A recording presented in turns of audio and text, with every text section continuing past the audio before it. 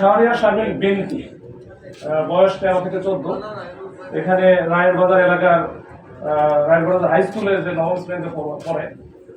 গতকাল রাত্রে আমরা সিসি ক্যামেরা ফুটেজের মাধ্যমে যেটা দেখেছি যে রাত্রে আনুমানিক 9:30 থেকে 9:30 থেকে ওখানে একজন যুবক যায়, তার সাথে হয়তো আগের থেকে যোগাযোগ ছিল, তাকে ফোনে ডেকে নেয়।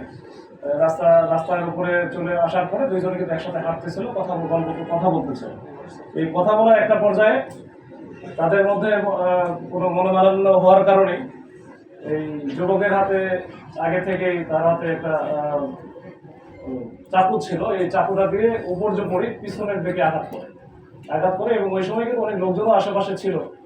আঘাত করে যখন মেয়েটা চিৎকার করে বাঁচার জন্য একটু পাশে একটা বাসার ভিতরে ঢুকে যায়, তখন সে ওই যুবকের ভিতরে কিছুক্ষণ ওইখানে ওয়াইটও করছে, চাকু নিয়ে দাঁড়ায়ও ছিল। দাঁড়ায় থাকার পরে সে ওখান থেকে নির্বিঘ্নে তার মোটরসাইকেল নিয়ে পালায় যায়।